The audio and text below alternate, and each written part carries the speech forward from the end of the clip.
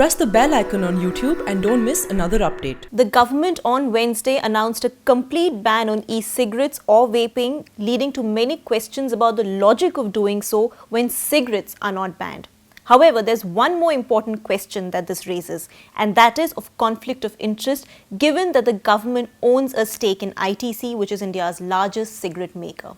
That's what we're going to discuss today in Government Matters with me, Ruhi Tiwari. I have with me not one but two domain experts today, Ramya Nair, who follows the corporate sector, the business sector for us, and Himani, who is our in-house health expert. Himani, I want to begin with you first because, this is something that has led to a lot of questions in terms of the sheer logic, the rationale of doing so. Your take on it? So, of course, my take is that nothing should be banned. It should have been regulated.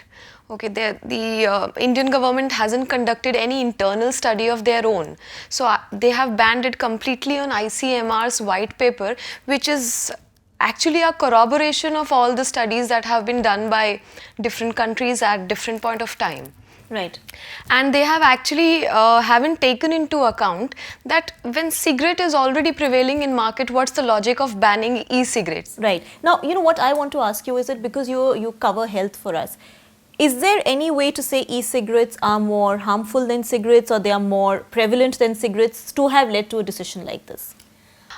So prevalence I cannot check because according to the data by these trade associations, the Vapers Association and trade lobbies, they say that we have 2.6 lakh consumers in India. But the point is when the regulation is not there, it can be consumed by a teenager or anybody. But there is no study which says that it is more harmful than traditional cigarettes. The only logic is that we don't know that how harmful it could be in the long-term usage. Right. No study establishes that. Otherwise, every study says that while a traditional cigarette has more than 6,000 harmful components and more than 1,000 of carcinogens, which are cancer-causing substances, nothing has been found in e-cigarettes yet. Right. It is just the nicotine that is going inside you, which is less harmful. Right.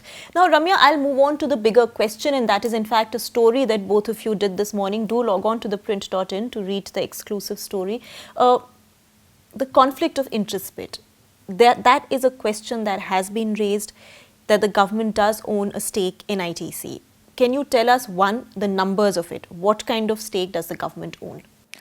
So the government, through the SUTI that was set up after on the lines of the erstwhile UTI, holds around 7.96% stake in ITC.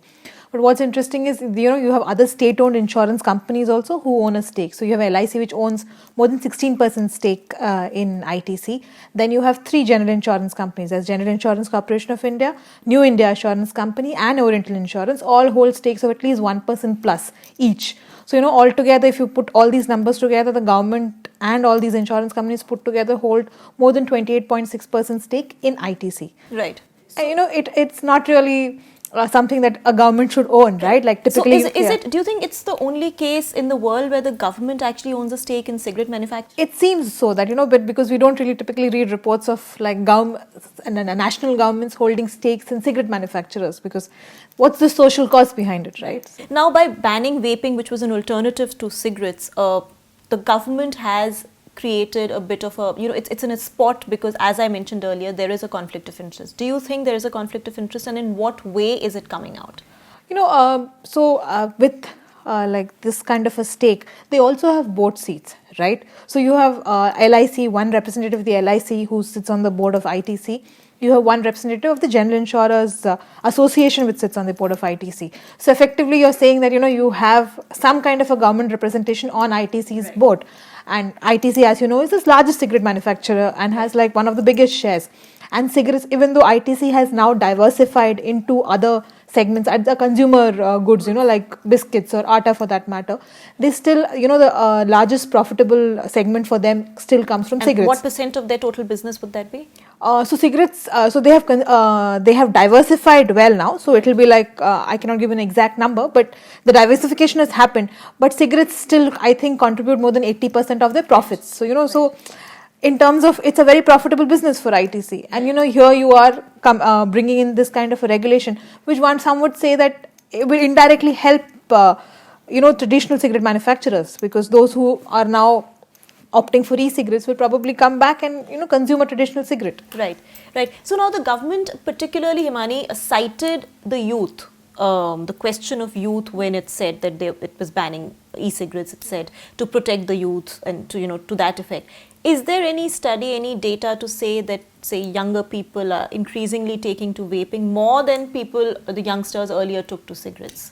Ruhi, there are two different scenarios. Okay, if we go back to the countries where the trend of e-cigarettes came much before it came to India, so we have two examples. One is the United States and another is the United Kingdom. So where US is still, fighting with the mystery illness, and they are presuming that some of those illnesses caused by vaping, and they recently also banned the flavored e-cigarettes and all of that. On contrary, we have a model in United Kingdom where, I'll give you some data where England found that vaping is 95% less harmful than smoking conventional cigarettes, and was helping 20,000 people quit a year. And this is the government, which is saying that these are not the private institutions or private NGOs or hospitals which are supporting e-cigarettes, but as a government they support cigarettes, but they have very strict regulations, the same regulations that we follow for cigarettes, banning ads, regulating the sale, giving an age benchmark, controlling the quality of nicotine that is being consumed. And 2.9 million adults in Britain currently consume e-cigarettes, and they say that out of which 1.5 million have completely stopped smoking. Right.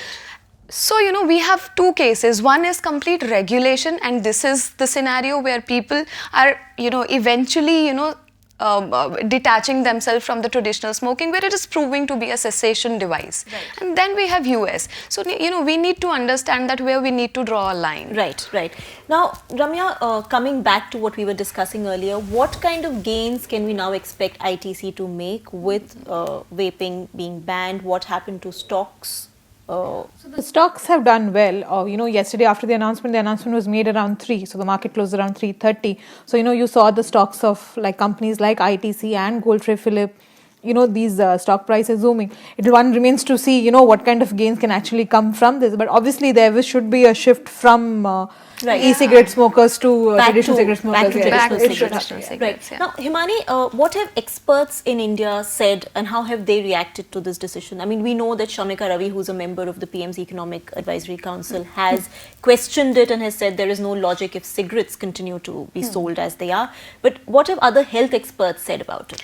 So we have, of course, but the opinions are mixed. Some would actually hail the ban and will say that this is the best move ever, and some would say that there is no logic and it has been used as cessation device all over other countries as well. But most of the experts would always give you a generic line which says that ban is never a solution, because we have seen this in case of gutka. The government banned gutka, but gutka is everywhere. Right. It has come up in the black market, Exactly. and It just puts it underground. it puts it underground. So with this ban also, we cannot expect that it will go out of market. Of course, it will prevail in market, but in the grey market. Right. So the point is that every expert would say that banning is not a solution. Regulation it will prevail in the market, and it will eventually cause the damage that government has said that we want to curb. Right. In fact, the government could have actually even, taxed it at a higher rate. Correct. And, helped itself in terms of revenues rather than going for an outright ban. It would have become regulated and would have gained some, tax revenues for the government. Yeah, by good regulations and taxing heavily, probably. Right. Yeah. Ramya, so how has the industry reacted to this question of whether the government, there is a question of ITC benefiting and gaining from this move and the government having a stake in ITC. Has there been criticism? There hasn't been any open criticism from companies, because typically you will not see companies coming out openly and saying that, especially, when they're in the same field. Right. But you have seen some of the associations, I think vapor associations and, those bodies who are, pro e-cigarette associations have come out in the open and blamed this whole conflict of interest and the nexus between, ITC and the government. So they are openly talking about this whole lobby, the tobacco lobby, which has worked hard to, ensure that this kind of a ban has come in. But you haven't seen any corporate reactions per se. Right. Who are talking. So before we close, Himani, to add to what Ramya said, that, companies that manufacture e-cigarettes have she mentioned have raised this question about the conflict of interest of the government owning stakes in ITC. But what have they really said? I mean, because you, of course, have spoken to people in this area. So Ruhi, the associations, of course, have called it a draconian move, and they are quite upset, and they say that government is lobbying with the tobacco makers, and that is the reason they have banned e-cigarettes. But the other point, we are missing here is the companies like Philip Morris, who have been, traditionally known for manufacturing tobacco-based combustible cigarettes. They are also, holding stakes in the companies that manufacture e-cigarettes. For instance, Philip Morris holds over 35% stake in Juul. Right. So the point is, when government has banned e-cigarettes, eventually people will go back to the traditional cigarettes. Right. And if e-cigarettes are allowed, people will eventually go back to companies like Juul. So it's a kind of a win-win So for situation. companies which manufacture both traditional cigarettes and e-cigarettes, it could be a win-win situation, because either way people would go to them to buy one of the two. One of the two. Right. Well, thank you, Ramya and Himani. Both of them telling us what this move by the government means and how it raises serious questions, given that the government owns a stake in ITC, which, as I said, is India's largest cigarette manufacturer. Do log on to theprint.in to read their stories and subscribe to our YouTube channel. Thank you for watching.